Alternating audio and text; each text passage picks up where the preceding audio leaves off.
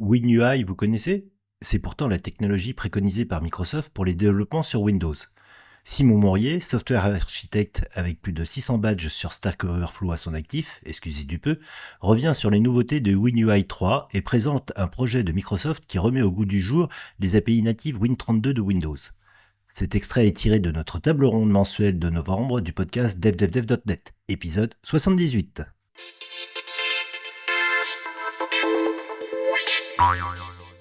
Simon, est-ce que tu veux faire du Bah, moi, Win32, je veux toi? bien, hein, moi, tu sais, j'adore ça. Ouais, donc effectivement, c'est plutôt orienté Windows. Là, c'est pas du tout, enfin, c'est pas trop cross-platform, on va dire. Mhm. Donc, voilà, je vais parler un petit peu de WinUI 3, et puis après, un peu de plateforme Invoke, un peu d'interop pour les gens qui veulent faire ça, et puis ensuite AOT, parce que tout ça est un peu lié aussi. Ouais. Donc, au niveau WinUI 3, donc je rappelle effectivement que c'est un framework de UI à opposer à WinForm ou WPF. C'est-à-dire que aujourd'hui, si on fait un choix, il faut un peu regarder tout ça. Ouais. La grosse différence, c'est qu'il fonctionne en C++ et en Rust aussi, par exemple, ou des trucs comme ça. Donc ça, c'est un point important pour les gens qui ont des grosses solutions ou qui ont pas que du .NET, par exemple. Bien que c'est quand même beaucoup, beaucoup plus simple à utiliser en .NET qu'en C++, hein. Mhm. Euh, c'est aussi le framework qui est utilisé par MAUI quand on fait du Windows. Ça, c'est important parce qu'il y a pas mal de gens en fait qui s'en rendent pas toujours compte qu'ils font du MAUI et puis en fait ils ont des difficultés et puis ils se rendent pas compte qu'ils sont sur WinUI 3 et qu'ils pourraient poser des fois des questions sur WinUI 3 parce qu'en fait c'est vraiment c'est directement dessus quoi. Puis c'est le WinUI 3, je crois que ça suit la version automatiquement donc c'est assez important. C'est open source juste pour le rappeler parce qu'effectivement ça aussi c'est assez intéressant. On ne peut pas vraiment participer, je crois, aux trucs principaux, mais on peut quand même lire. Alors c'est à l'origine basé sur UWP, là, la sandbox enfin les applis sandbox qui étaient parues il y a déjà, je crois que c'était avec Windows 8, non, un truc comme Oui, ça. c'est ça, ouais. Ouais. Euh, Même un donc peu plus ça tard. c'était WinUI 2 techniquement. Et donc c'est écrit en WinUI 3 est écrit en C++, ça fait à peu près 2 millions de lignes de code. Et Microsoft pousse quand même à migrer de UWP vers WinUI 3. J'ai regardé d'ailleurs, j'ai cherché un petit peu pour information. Par exemple, Clipchamp, c'est écrit en WinUI 3, le logiciel qui permet d'éditer les vidéos, là, qui est Mhm. fourni avec Windows. Il y a aussi la Windows Sandbox, je ne sais pas si vous connaissez ce truc-là, qui est super utile, moi, je trouve, pour développer. Euh, et voilà, donc je pense qu'il y a encore beaucoup d'apps, par exemple, la calculatrice Windows ou Terminal ne sont pas écrits en WinUI 3, mais ça, je pense que c'est historique. Aujourd'hui, je pense que clairement, Microsoft, les gens qui développent des applis Windows, même à l'intérieur de Microsoft, partent sur WinUI 3. Voilà. Donc, Et, un truc, ouais, et j'allais ouais. dire, c'est un peu aussi comme Aspire parce que c'est complètement décorrélé de .NET, des releases de .NET ou ce genre de Ah oui, choses, quoi. complètement. Ouais. C'est d'ailleurs, ça peut être même un peu perturbant parce que quand on arrive et qu'on développe, on se dit tiens, je vais développer. Voilà, on dit bah tiens, WinForm, WPF, oh, bah, je vais prendre ça. Et en fait, on peut avoir quand même des difficultés parce que au départ, c'est pas quelque chose de .NET, c'est quelque chose, voilà, c'est quelque chose qui, Ouais. qui a été développé autrement, qui a des bindings pour .NET, mais du coup, ça peut être un peu compliqué quand on a des problèmes de débugger parce que voilà, à un moment, on est en natif en dessous, quoi. Et donc, on Mhm. peut avoir, L'autre jour, j'étais avec un client et il avait des crashs, ben, c'est des crashs en fait qui étaient natifs. Si tu veux, et .NET, bah, ça crachait quoi, mais fallait aller en dessous pour investiguer, ce qui est, voilà, c'est pas toujours évident, voilà, mais en même temps, ça, enfin voilà, ça marche pas mal. Ça fait quand même 4-5 ans qu'ils sont dessus. Ils continuent toujours. Ça, c'est quand même très important parce que des fois, on pourrait se dire, tiens, ça, Ouais. c'est Est-ce mort ou que ça va quoi. mourir ou pas? Voilà, non, alors pas du tout. Ce qui est important de voir aussi, c'est que c'est livré avec ce qui s'appelle le Windows App SDK. Donc le Mhm. Windows App SDK, c'est un SDK qui n'est pas non plus spécifique .NET, en fait, qui existe pour que en fait, les développeurs puissent avoir comment dire, des API avec un cycle de vie différent sous Windows. Donc le Windows App SDK, par exemple, il est livré, il y a une nouvelle version tous les une ou deux fois par mois. Et dedans, il y a WinUI 3. Mais il n'y a pas que ça. Par exemple, dans le WinApp SDK, on va trouver aussi des histoires avec la programmation d'IA, sur Ouais. Windows, Mhm. ou des notifications, ou voilà, un certain nombre de choses. Le gros morceau, c'est WinUI 3, mais il n'y a pas que ça dedans. Ouais, Et Windows ML, c'est dedans, ouais. voilà, exactement. Ça va arriver dedans. Et c'est Mhm. pareil, donc c'est pas lié particulièrement à .NET. Il y a des bindings, il y a des trucs qui font qu'on peut l'utiliser, mais c'est pas forcément évident. La version actuelle de ce Windows App SDK, c'est la 1.8. C'est la 1.8. Quand on développe avec Visual Studio, en fait, il faut prendre. Alors, ça s'appelait avant UWP développement. Après, ça s'est appelé Windows Application Développement. Et maintenant, le workload, c'est WinUI Application Développement. Donc voilà, donc on l'identifie bien dans Visual Studio, que ce soit 2022 ou 2026. Donc je rappelle un petit peu ce qu'il y avait dedans. Un des intérêts, on avait eu avec 1.6, on pouvait faire de l'AOT, donc j'en reparlerai après, donc Ahead of Time Compilation, avec Mhm. .NET 9. Euh, et, euh, et aussi, on a une intégration de la WebView qui est automatique. C'est pareil, si on faisait du pur .NET, on se dirait, bah oui, bon, enfin, c'est super facile. Mais en fait, bah voilà, avec WinUI 3, c'est des fois un peu plus compliqué pour faire des choses qui pourraient sembler naturelles en WinForm ou en WPF. Mhm. Aujourd'hui, donc, on est en 1.8. Il y a eu une intégration des islands, donc les Xamail Islands, ça existait, ça existe depuis un certain temps, mais ça permet en gros d'héberger du WinUI 3 dans des applications Windows plus anciennes ou Ouais. voire même modernes, hein, mais voilà, ils ont pas mal travaillé là-dessus.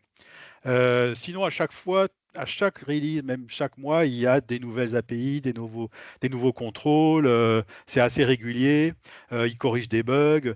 Un point, moi, je trouve qu'il manque, c'est le Ink Canvas, c'est-à-dire le Canva pour faire si on veut faire des dessins avec les stylos, les choses comme ça. Ouais. Ça, c'est toujours pas dedans. Je sais pas trop pourquoi. Est-ce qu'ils le mettront jamais? Je ne sais pas. Mhm. Euh, un truc assez important aussi, la doc est beaucoup plus claire qu'avant, parce qu'avant, on était un peu perdu entre WinApp SDK, UWP, WinUI 3, les namespaces, que les namespaces sont voisins, et les namespaces de WinUI 3, ils commencent par Microsoft, les namespaces de UWP, ils commençaient par T'es Windows. généreux, Simon, t'es Ouais. généreux, hein, parce que moi je plonge régulièrement Ah bon? dedans. Et j'ai vraiment, ça fait Ouais, des mais années c'est que j'en mieux. parle. Attends, j'ai pas dit que c'était Ouais, mais super. J'ai dit que c'était mieux. convaincre les gens d'y aller, Ah oui? Ah tu ben, mets je la main sais devant pas. les yeux. Ah ouais, je sais pas, moi je sais que je regarde régulièrement, je trouve que ça s'est quand même bien amélioré, c'est-à-dire que quand on va sur le site de Microsoft et qu'on va dans Windows App Development, on tombe, en anglais, on tombe sur WinUI 3 plutôt, alors qu'avant on savait pas trop où on était en fait, hein, c'était vraiment, Mhm. mais je suis d'accord que c'est encore perfectible, hein. Bon voilà, je trouve que Mm. ça s'est amélioré, je suis peut-être généreux, ouais, effectivement. Le- Euh, la version 2 expérimentale, elle permettra, et donc elle est téléchargeable, elle permettra justement d'avoir Windows ML, là, l'intelligence Ouais. artificielle, avec la génération d'images et recherche de contenu, etc., on-device. C'est-à-dire que si tu as un PC copilote, avec un NPU, tu pourras faire ça sans se connecter au web. Enfin, de ce que j'ai compris, j'ai pas du tout testé, hein, Mhm. mais ça, enfin, c'est intéressant à savoir. Et effectivement, c'est lié au Windows App SDK. Donc, bon, voilà. Donc, ça, c'est le côté WinUI 3. Euh, je vais parler un petit peu d'interop et puis après, je reviendrai sur AOT. Alors, si on veut faire typiquement de l'interop avec Windows, donc là, on est vraiment sur Windows, on ne parle pas du tout de cross-platform. C'était assez galère avant. C'est-à-dire que soit il y avait un site qui s'appelait painvoc.net qui déclarait un Mhm. certain nombre de choses, mais c'était très inégal. Soit on savait le faire parce qu'on connaissait en fait le C++ typiquement. C'est-à-dire que sinon, c'était assez compliqué. Moi, je me souviens avoir parlé avec des personnes qui me disaient, mais comment on fait? Je leur disais, bah ouais, je ne sais pas comment te dire parce que moi, je sais le faire parce que je connais assez bien la J'ai plateforme et l'habitude. je connais C++, Ouais. j'ai l'habitude. Mais c'est vrai que sinon, c'était assez dur. Donc Microsoft a fait un projet qui s'appelle CS Win32 pour C# Win32, qui est un projet open source, donc qui est fait par Microsoft, ce qui est quand même important, et qui génère des bindings pour toute l'API Windows qui n'est pas l'API WinRT. Hein, puisque je vous rappelle qu'en gros, pour simplifier, dans Windows, il y a deux grands styles d'API. Il y a Win32, qui est l'API historique, et qui n'est pas seulement historique parce qu'en fait, il continue à rajouter des choses dans purement Win32. Donc, c'est tout ce qu'il y avait avant WinRT, tout ce qui est hardware, User32, c'est-à-dire les fenêtres, GDI, GDI+, qui est d'ailleurs système drawing, quand on fait des WinForms, Ouais. c'est du GDI+. Tout ce qui est DirectX, Direct 3D, Direct Write, etc., les médias, le réseau, etc. Allez, Donc ça reste. on retourne du côté des handles, etc., quoi. Voilà, absolument, absolument. C'est Ouais. vraiment dans les handles. Et, mais il y a WinRT aussi. C'est-à-dire que WinRT, moi je remarque aussi qu'il y a pas mal de gens qui hésitent à faire ça. Moi, sur des questions sur Stack Overflow, les gens disent ah ouais, mais je veux pas des librairies, etc. Mais en fait, WinRT, c'est une autre API qui n'est pas. Les deux se rejoignent, mais elles sont pas. Il n'y en a pas une qui contient l'autre. Quand même, moi je remarque que Microsoft a tendance quand même, quand ils rajoutent des API, à les mettre plutôt dans WinRT. Donc c'est quand même, intéressant. C'est quand même beaucoup plus facile à utiliser aussi en C#, puisque donc si on veut faire du WinRT en C#, eh ben, on a C# WinRT. Donc on avait déjà quelque chose pour faire du WinRT.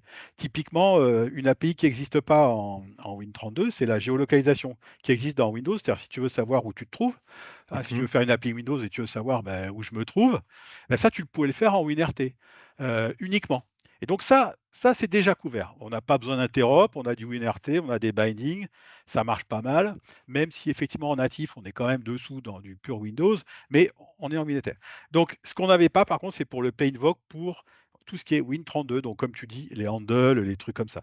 Et donc là, voilà, on a un projet qui génère automatiquement du C# pour toutes ces API-là.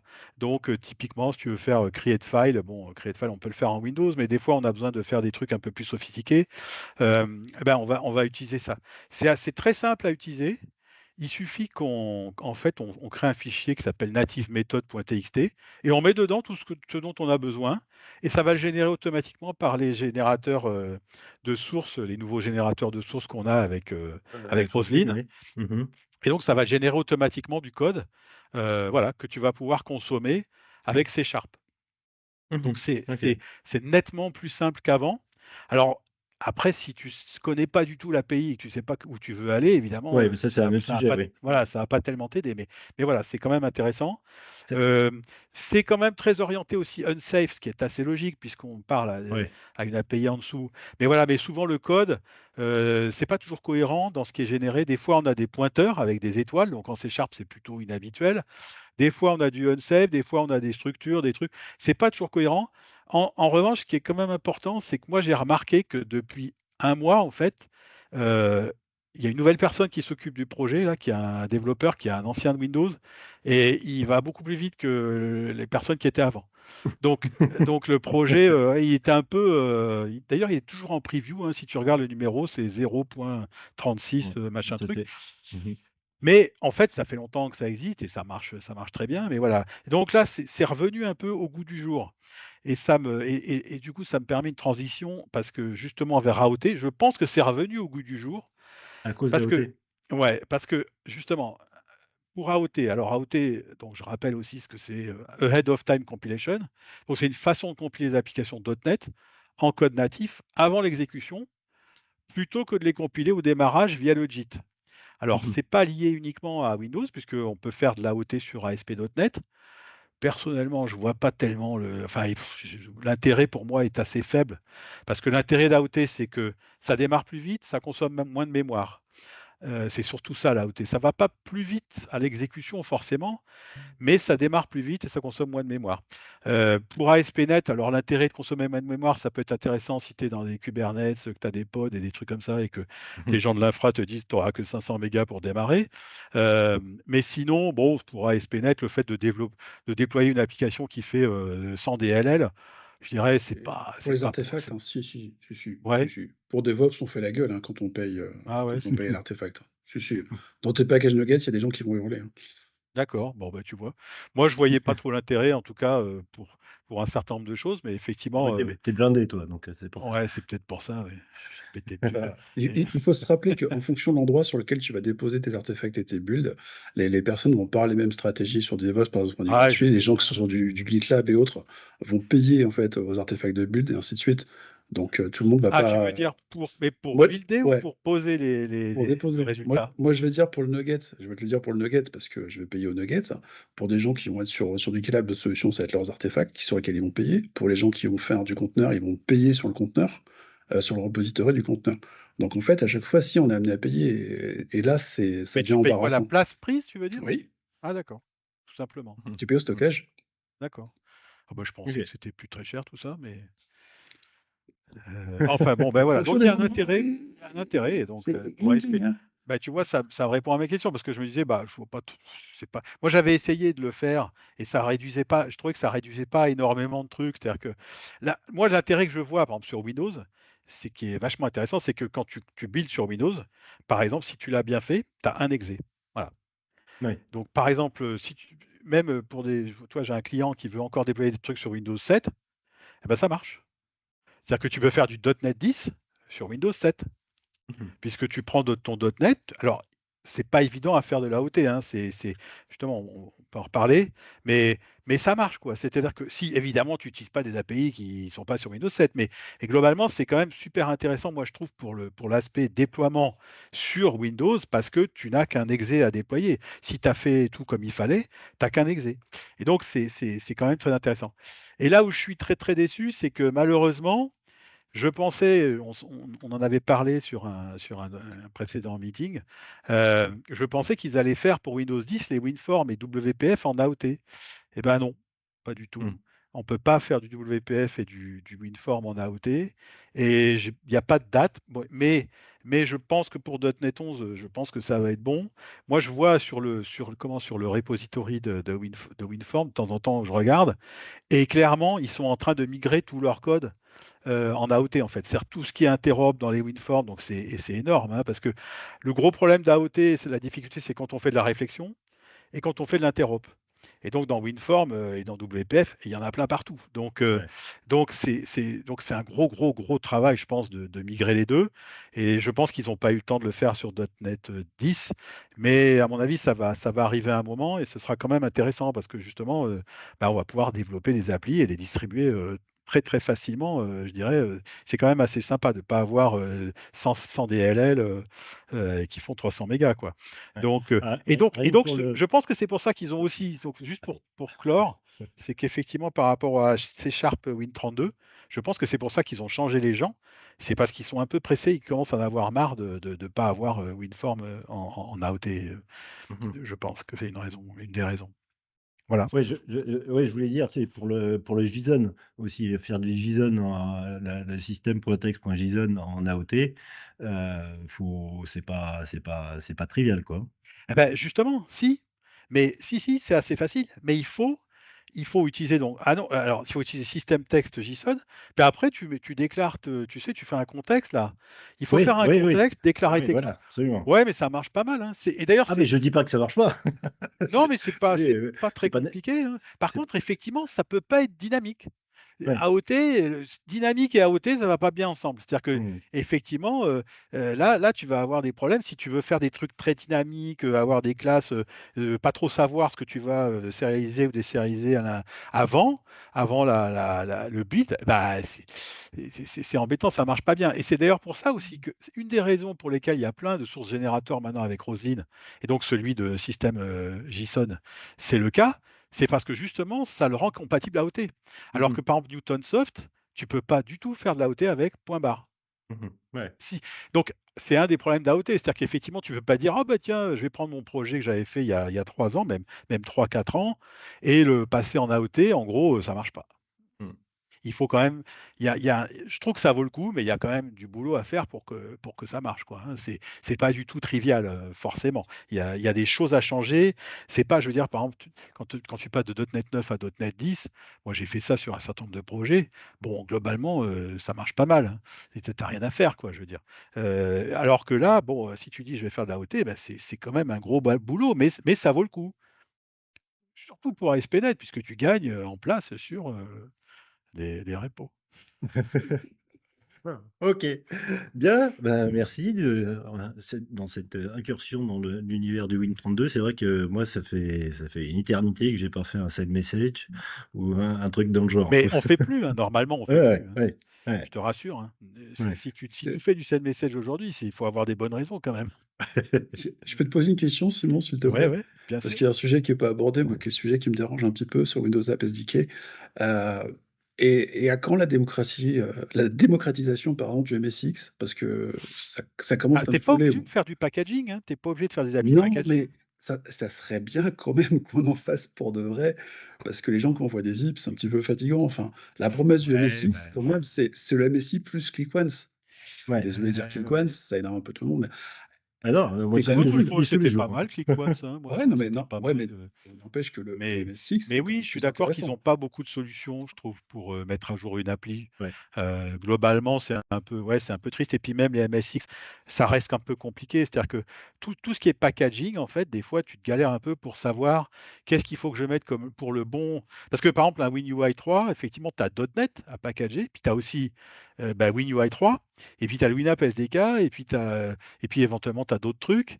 Et en fait, même quand tu fais de la OT, en fait, là, tu peux pas te retrouver avec un seul fichier parce qu'en fait, oui, .NET, lui, il est bien AOT, il va te faire un seul fichier, mais par contre, WinUI 3, non. Donc, il va te réduire tes assets et tout ça, mais tu vas quand même te retrouver avec un paquet de trucs. Et effectivement, le packaging, c'est une autre histoire. Et quand tu veux faire des MSX et tout ça, c'est un peu compliqué parce que dans les commandes que tu mets dans le CS Proj, les MS Build, là, les directives que tu mets dans le MS Build, des fois on est perdu entre Windows Package Type égale truc, Enable MSI Tooling, etc. C'est pas évident, hein. Moi je suis d'accord que c'est pas extraordinaire. Euh, je- pour l'instant, j'aurais tendance à faire un peu autrement. Et c'est un peu triste, ouais. Ce qui est dommage, Bah, c'est que l'autrement, il devient Microsoft, payant en plus, hein. ils ont pas tellement historiquement, ils ont fait les MSI, ils ont fait les trucs. Pour eux, ça leur suffit en fait. C'est énorme, c'est compliqué à utiliser, mais pour la taille qu'ils ont et les projets qu'ils font, en fait, c'est pas un sujet pour eux, je pense. Et donc, eh ben, Ils s'en foutent. ouais, je dis pas qu'ils s'en foutent, mais c'est pas important pour eux parce que je veux dire, MSI par exemple, ça n'a jamais été super simple non plus de faire des MSI, hein. Heureusement qu'il y a des outils qui permettent de le faire et tout ça, mais seulement voilà, ça fait le café quand tu as des équipes derrière pour développer des MSI quoi. Et ben voilà, et ben quand effectivement tu veux faire des applis pas trop grosses et tout, ben t'es pas du tout, t'as pas des équipes derrière, tu as peut-être un stagiaire éventuellement, et puis voilà quoi. Donc je suis d'accord, l'histoire est pas extraordinaire. Ok. Bien. Bah, merci Simon.